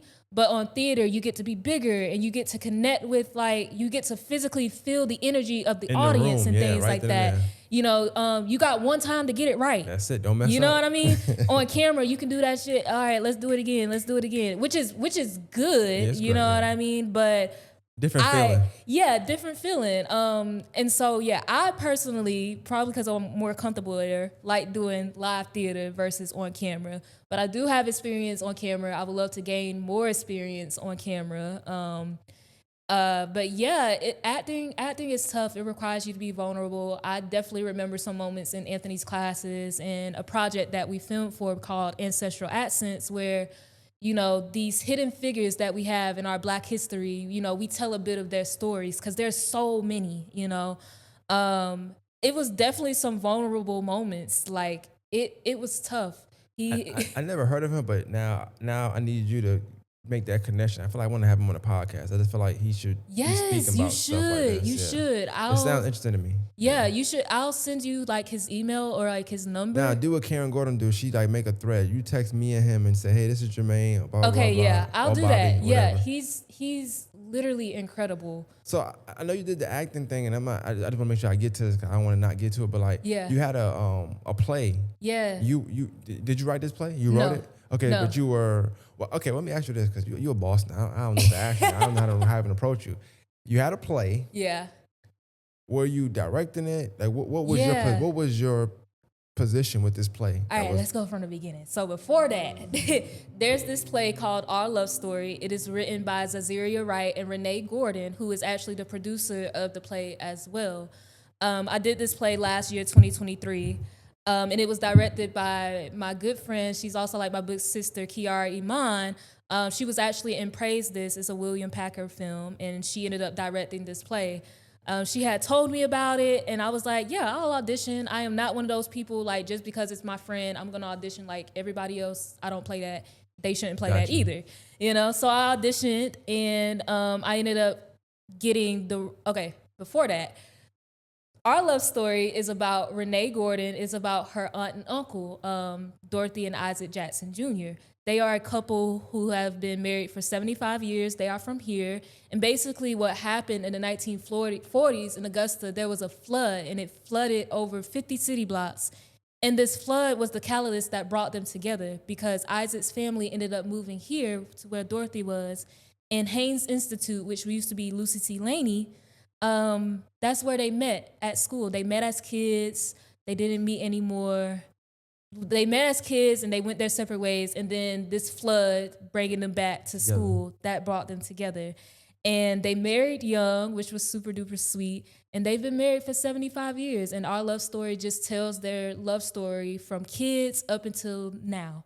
Wow, okay. So, now we flash forward. I auditioned for the play. I ended up getting casted as a narrator and as a dancer. And this play is still, to this day, one of my favorite things I've ever done. First of all, doing biographical work. These are real people. It's very rare to do that, I feel like, especially here in Augusta, but also at this stage of my journey. You know what I mean? And I also feel like it's one of those special things that's like foreshadowing. Yeah. And I've gotten better at saying things out loud. I would love to do a biopic one day. I have like several people. I'm like, I could do her in a biopic. So I think it's just beautifully foreshadowing what I pray my journey will be in the future. And so I absolutely love this play, not because Kiara, first of all, she's a brilliant artist and just a brilliant woman in general, but it gave us a total experience. We were able to do PR events, like we popped up at some open mics to promote the play. We did some news things. The story itself was so well written, being under Kiara's direction.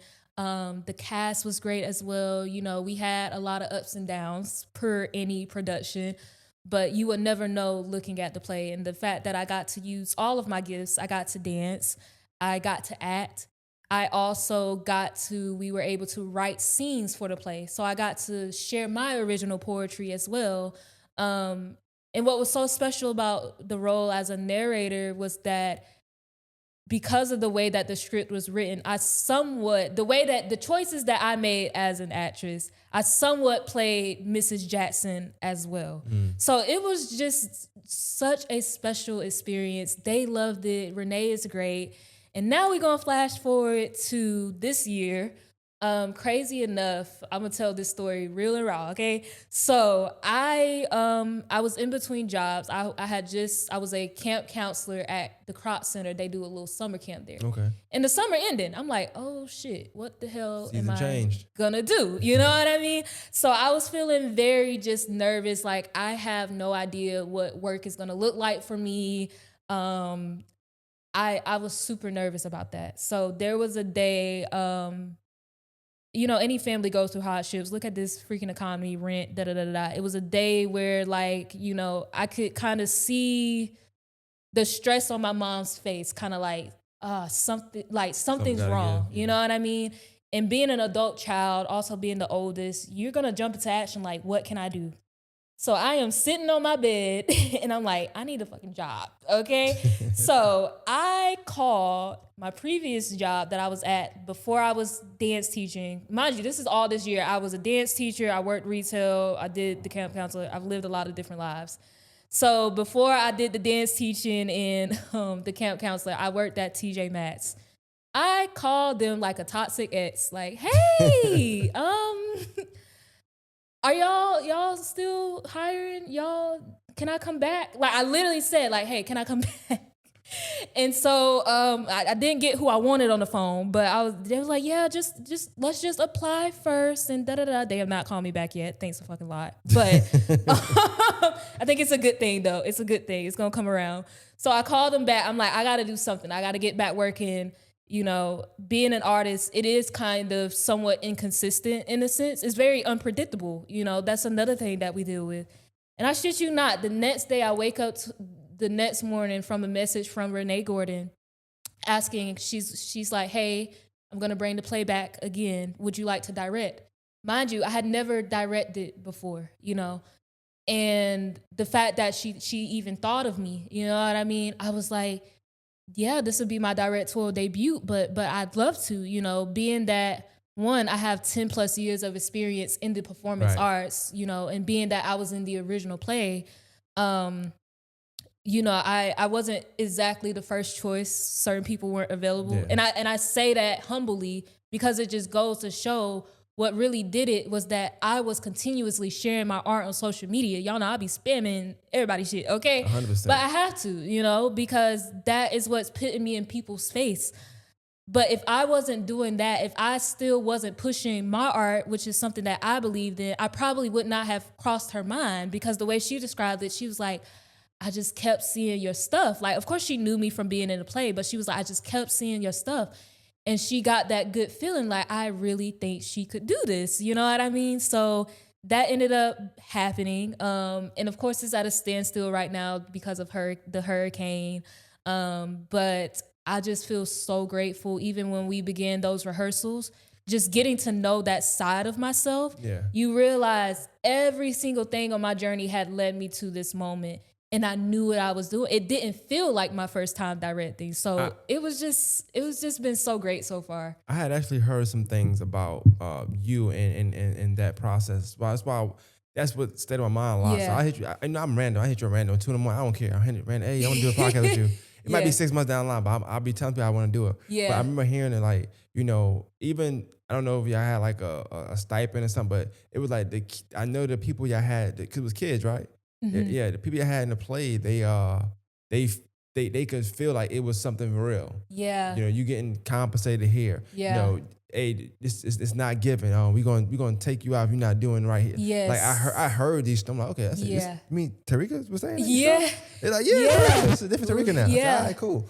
But I liked to hear that. But Yeah. I was curious about how you was approaching it with your eye, because I know the struggles you had and the challenges you faced. Yeah. And challenges you overcame in the art world. And I wonder how she's gonna approach art when she's the one, like, it's your eye now, it's your vision. Yeah. It's just, your creative control. Mm-hmm. And so it was new. still looking forward to it though. But. Yes, thank you. I am too. I'm praying all goes well and we get moving again. But it was new. I think for me, believe it or not, the beginning, before we even got a cast, that was super new to me. Like the background stuff, having to talk to people, make phone calls, that was super uncomfortable to me. Like, I'm used to auditioning, showing up, being a talent. I know I'm good at that.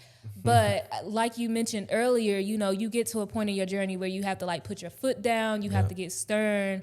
There was a lot of that, especially when you're talking. There's so many moving parts to any production, any show. And I think directing opened my eyes to that even more, because you got to communicate with venues, you got to communicate with sponsors, you have to communicate. Essentially, Renee is my co-director. I have to communicate with her and make sure we're all on the same page. Communicating with where we have our rehearsals at. So it was tough, and I definitely had some moments where, especially for me, I run into the challenge because I'm so young. And I'm nice. A lot of people say I'm not nice, I'm kind. I feel like I'm actually nice. I don't like conflict. If I don't have to say anything harmful, I'm not gonna do it, But it definitely is a disadvantage sometimes, because people feel like, oh, they can walk all over you because you're young. Oh, this is just a little girl, da da da da da. I also look a little younger than what I actually am. But even so, I'm 23, I'm still young. So I've had to carry myself in such a different way. Even before I even got the role to direct, I was just taking more pride in my appearance. It's the whole idea of like, don't dress for where you're at, dress for where you're going. Right. Explains why I feel a little bit dressed up today. But yeah, like it was very new, and I had to give myself grace. Like, hey, this is new. Just really enjoy it the best way that you can. But yeah, there were a lot of instances where even once we got a cast, people not committing, people not showing up. I don't play that at all, because I dealt with that a lot at Davidson. No, it's funny. Real quick, it's funny because I heard something like, I think he was sending out text messages like, hey, don't worry about coming today. Oh my God! From people the not fact coming. That this is getting out, yeah. Nah, but it wasn't in a way, in a like, negative way. It was like, nah, like I feel it. They was like, I feel that. You know what I'm saying? Exactly. I had to. I'm like, first of all, I got a boss, okay? Yeah, for real. I'm working for this lady. Y'all ain't about to make me look bad, okay? Second of all, you knew what you were signing up for when you did. So But don't that go let the back to what we work said be earlier. yeah. Like when like if kids not committed, you know. Yes, But yes. that's a But not clear even just indication. kids, adults as The parents well. be the worst ones sometimes. Yeah. So I'm just like, I don't play I tell a that. parent in their heart, be like, hey, no, you know that Yeah. person that if I gotta start, I'm doing they going because Right. why are we doing it? Yeah.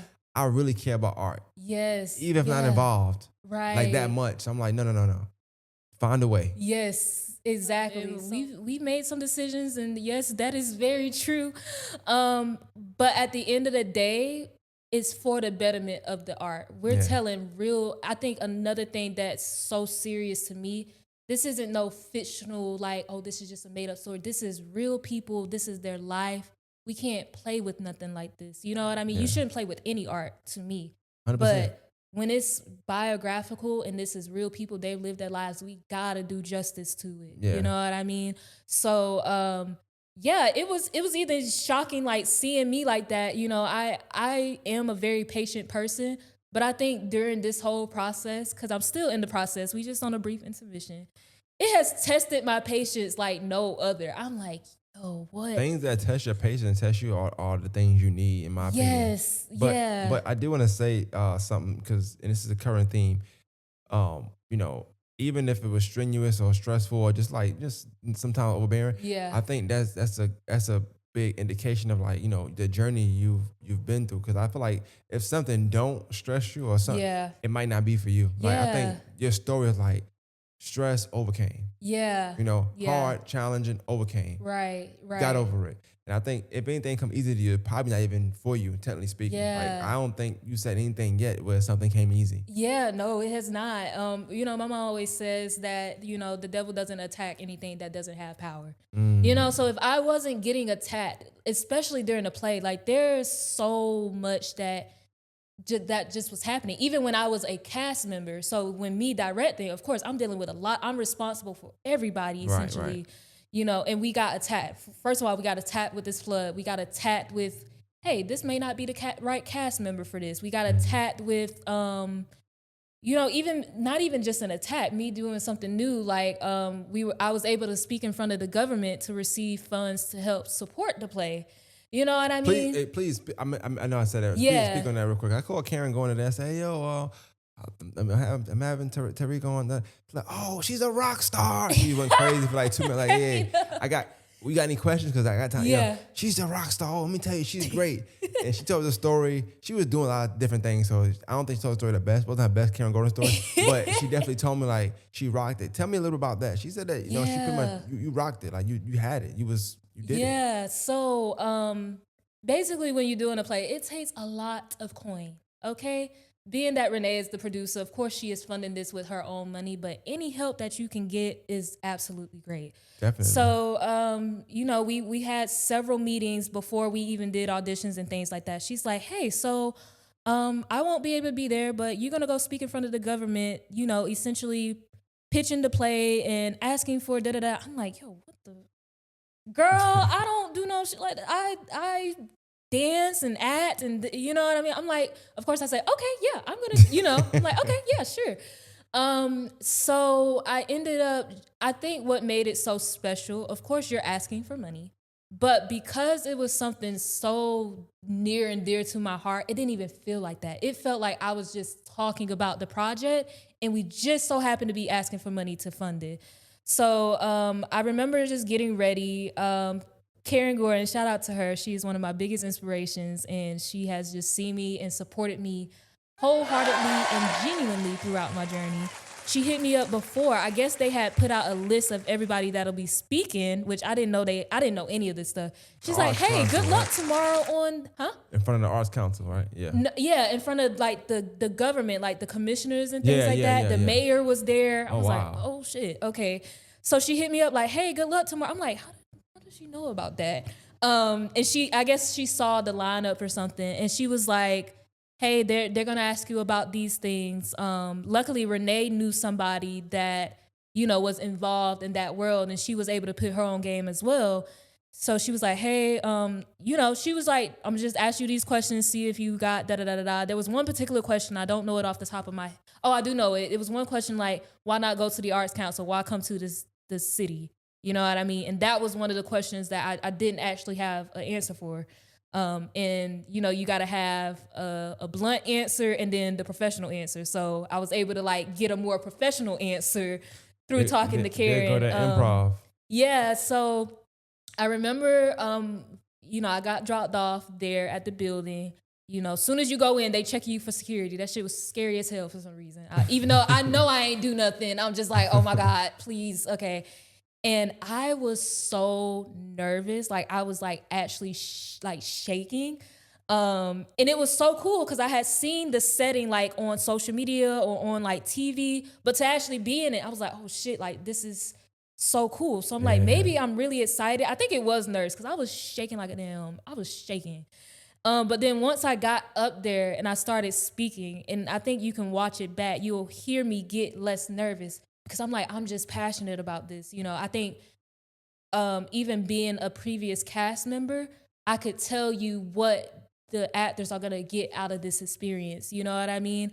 So it was super great, and everyone was so attentive. How we ended up getting the funds to support the show.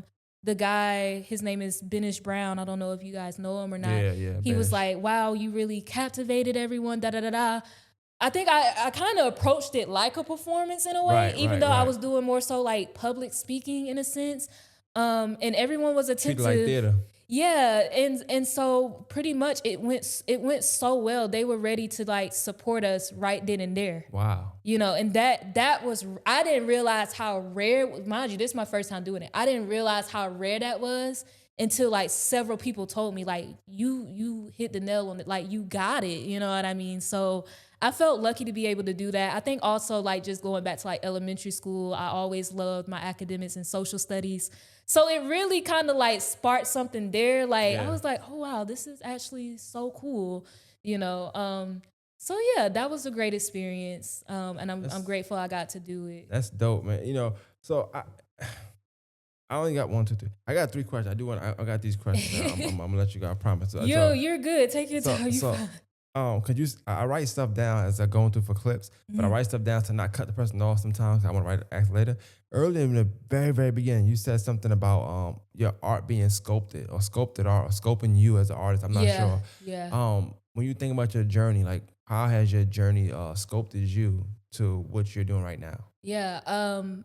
I am so consistent. You know what I mean? I can do the same things even if I'm not seeing the results that I think I should be seeing, or I'm not seeing the results I know I deserve. That enduring and just having that love and that passion for what I do, it has allowed me to be consistent, and that's where the other opportunities have come.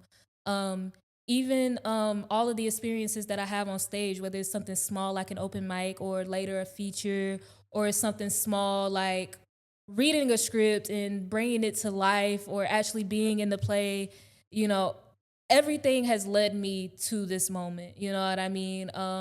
And a lot of people just see the results. They see that I did this feature. They see that I did this show. They don't know about the creative process. They don't know about the rehearsal process and things like that. They just see these cool things. You know what I mean? Finished product. They don't know when it's making it. So, yeah, it has definitely sculpted me to just enjoy. I think I'm still in this place sometimes just because sometimes it feels like my mind is far ahead and my present self is like trying to catch up. But I've been really more intentional about enjoying each moment, because as we see with this hurricane, it can be snatched away from you or it can be over before you know it. Oh, you know tell what me, I mean? I know about that. Yeah, so man, listen. Yeah, even Jesus. another acting thing that I've been a part of, 7 Guitars, the Lucy C. Laney Museum, August Wilson. I got to do my first August Wilson play, and it was a theatrical reading, meaning that we read from our scripts, but we acted it out. Jerome Preston Bates, he actually did all of August Wilson's plays 20 years ago here in Augusta at the Lucy C. Laney Museum, and they're bringing it back now, 20 years later. And that's a whole nother story about how I got to be a part of that. But it was such a short rehearsal process. We rehearsed for 4 days. We did the show on the 5th day. And it was, you'll look at that show and you'll think we had been rehearsing, even if we were on book, but the acting and just, you know, just having talented actors and having people who wanted to work, we were able to make something so magical. But then once it was over, I'm like, dang, I miss everyone. And we're preparing for the next one now. So I'm like super excited.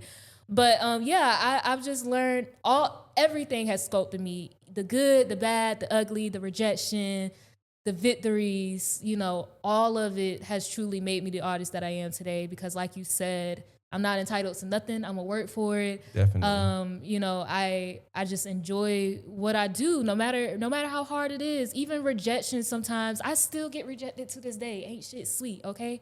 And they hurt a lot less now. So I'm so glad. But every now and then I get one that really, really hurt.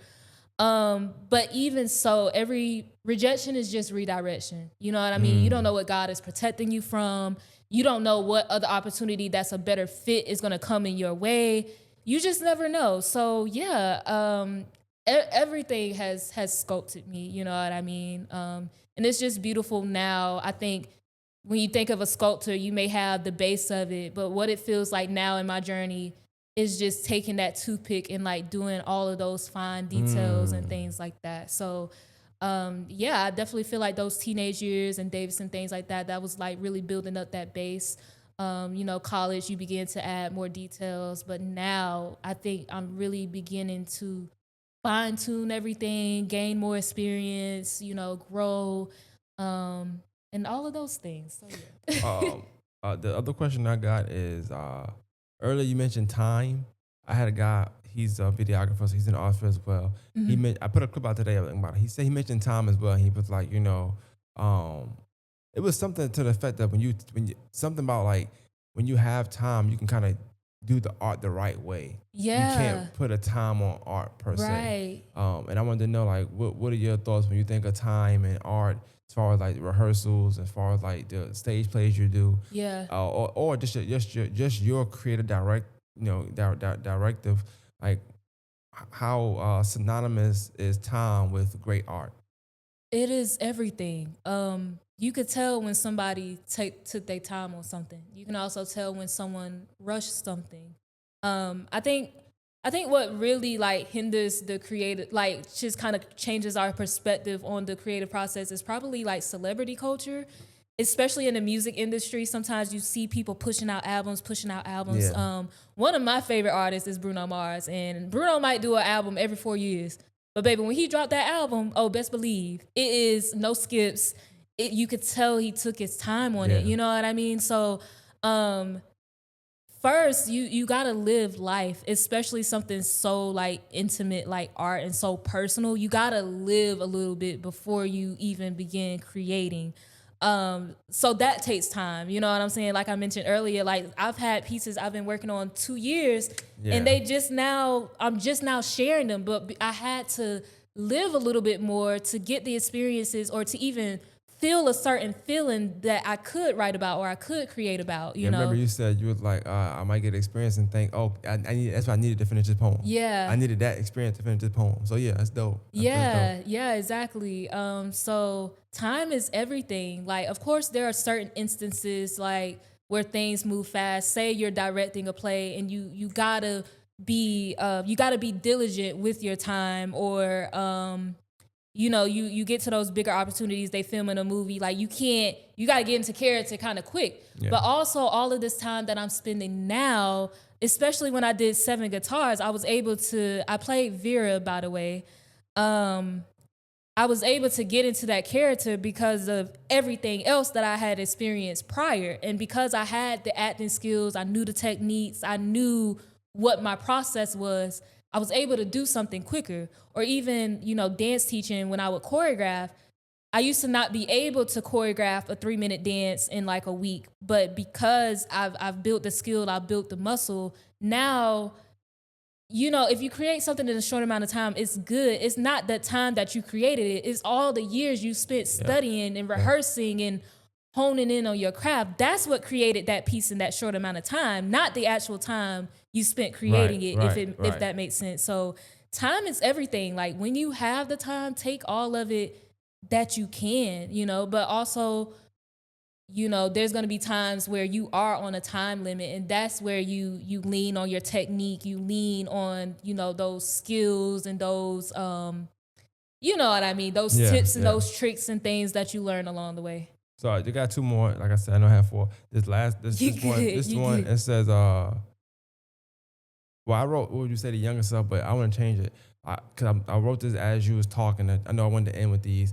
And what I want you to do is, like, what would you say to someone who is just starting at Davidson and maybe they middle school as well, and they seem to be struggling with academically wise or fitting in wise, or just, but they are not as unique as they once felt in other schools. Yeah. But now they in Davidson, and they might be struggling. Like, what advice could you give them? What would you tell that person? Yeah, I would say it's all going to be worth it. You just have to trust it. Don't be afraid to ask for help. That's a big thing. Whether it be tutoring, whether it be counseling, I definitely recommend all of those things. Don't compare yourself to others, because everything is not what it seems. And also, you miss out on all that you've been blessed with, comparing your blessings to other people's blessings. Do your work.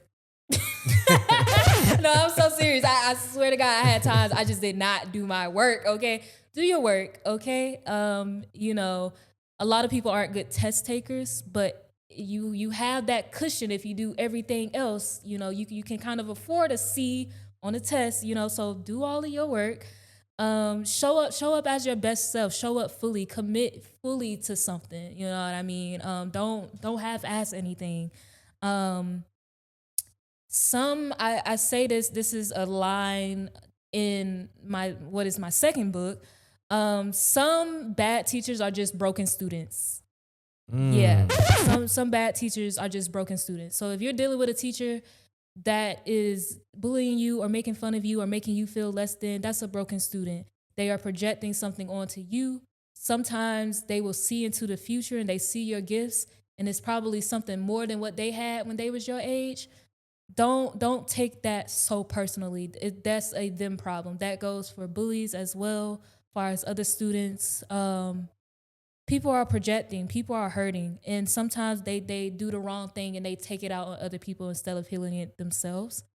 But it's gonna be worth it. You know your why. Have that at the forefront of your mind every single day. Anything is possible. You know, strive for a goal and just do everything that you can to make it a reality. Rejection is redirection. You may think that you want something, and you probably gonna grow up a few years later and be like, I am so glad that I did not get that. And I'm definitely a faithful person. I would say keep God first. Make sure you have a relationship with God. That's not always, church and da-da-da-da. Okay, that's a deeper conversation. But keep God first and lean on him, you know, because that's going to fill all of those voids and all of those feelings, you know.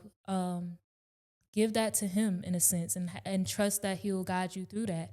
And yeah, just press on, and you're going to get that diploma like me. Definitely. And then the last one I had, this was just something to ask in the beginning, but I just thought it was fly. Like, tell us about the shirt you got on. Like explain, that's a dope shirt. I like it. So, okay, my mom is here. I'm going to shout out my mom. My mom Shout out to your mom. Yes, always. My mom is my stylist. This is something that I think it's been like, 2 years now? Like, it's been consistent? 2 years? Yeah, so I literally just posted a reel on Instagram about your appearance and how it enhances your stage presence and things like that. So my mom usually styles me for like my shows and like my shoots and things like that. So this shirt is from Ross, but it's a Karl Lagerfeld shirt, okay? And yeah, I'm so grateful that I have a fly mama. My mom's literally like my first like style inspiration and things like that. But yeah, it's one of those things, dress for the place that you're going, not for the place that you're at. And yeah, I love this shirt. And my grandma, I call her Nanny. She got it for me at Ross. No, it looks amazing. That's a dope shirt. That's a dope shirt. Thank you. Nah, you look good, man. Thank you. I definitely, like I said, you know, I knew coming here, this is what I wanted to do. I knew hitting you up, I wanted to do it. Yeah. I've been putting a podcast out every day since I think Sunday or Monday, something like that. So you're killing it. I'm trying to. my thing is I try to do stuff people can't do, or not. Yeah. I try to raise the bar. Yeah. Cause not just that I put them out, I put out really good ones. So, Yeah, it's refreshing. It really is. You to. have so many different people from walks of life and things like that. But that's Augusta. Yeah, it is. That's It Augusta. is. It is. And this was dope. This is amazing. Like even you talking. I remember like the first. Oh my God! I remember the first time talking. It was like I was 30 so something shy. minutes. It was Yes, you was like, I'm like, oh okay. But it was like it was a Saturday. It was like 2 p.m. It was but this was dope. Like this was amazing. Yeah, you thank speak well. You exude confidence. You exude greatness. You definitely exemplify what you can get when you stay consistent, stay with it, and just work hard and don't give up and keep trying. A lot of times people, you run people's life. A lot of times they just want to quit at the first sign of what's that? You ever seen 5 Heartbeats before? 5 Heartbeats. Yeah. Okay, yeah. That it's just like when him and his sister are singing a song, she says that, people run at the first sign of stormy weather. Right. And that's how it goes. Like once it's a storm, like, oh, I can't do this. But you stayed through the storm, you got wet, you know what I'm saying? No umbrella. You just went through it and like I said, pressure make diamonds and like you're shining. You know what I'm saying? So definitely shout out to you. I want you to continue to do well. Always watch. I don't always bother you, but I definitely always watch everything you're doing. I have conversations with people sometimes you come up all the time. Oh, so wow. like even in the arts world you come up. Like I don't know if they be knowing you, but like you come up a lot. That's great. That's great. I think I needed to hear that. Nah, you do. Especially you do. being on social media and you putting things out, you just hope people are, you know what I'm saying? So that's great to hear. You gotta think now, I know with your background and just what you've been through, you may think of what you've been through as what people know you, but some people know you from still just from the first play, just from maybe the podcast, maybe you did an interview here, maybe there's something there. Yeah. So they don't know that side of you until you say it. Right. They only know confidence. Yeah. But so some people probably ain't even talking to you because they're like, oh, she's too whatever for me because you're exuding something and they don't even know that you came a long way. Yeah. But they seen the finished product. We said earlier, like you see the finished product, you don't know what it took to get there. Yeah, exactly. So I definitely shout out to you, man. I wish you much success. Much success. I try. Same to you. Yeah. So without further ado, man, Morning Masters Podcast, tell me where they can find you at and what you got coming up. Yes, you can find me on all social media at Tarika Holland, TarikaHolland, Instagram, Facebook, YouTube, and I think that's all of them. Do I have anything coming up? I actually don't have. I lied. I do have something coming up. So at the Lucy C. Laney Museum, we are going to be doing a theatrical reading of King Hedley II, which is the follow-up play written by August Wilson of 7 Guitars. I got to be a part of that. I was honored to play Vera, opposite of Jerome Preston Bates. If you don't know him, look him up and you'll be blown away. Also, Russell Joel Brown was a part of the cast and so many other amazing cast members. So we are doing the next one, which is King Hedley II. That is going to be November 16th, 2024. I have a link in my bio on Instagram because I don't want to misplace the details, but just know it is November 16th, 2024. And I am super duper excited. I'm going to be playing Tanya and I'm excited. Yeah, definitely, man. Shout out to you, man. Much great things to come. Definitely want you to keep it pushing. And anytime you got something coming up, let me know. If you want to come up here and promote it, you can. Yeah. Just let me know and we can make it work. Keep working hard. Keep doing what you're doing. Same to you. And everybody see you. You might not. They might not say nothing, but trust me, everybody see you. And I know because I had conversations. So you're definitely being talked about in a good way. So shout out to you, man. Good. Thank you. But yeah, man, that was dope episode, man. Morning Masters Podcast. We out. Thank you.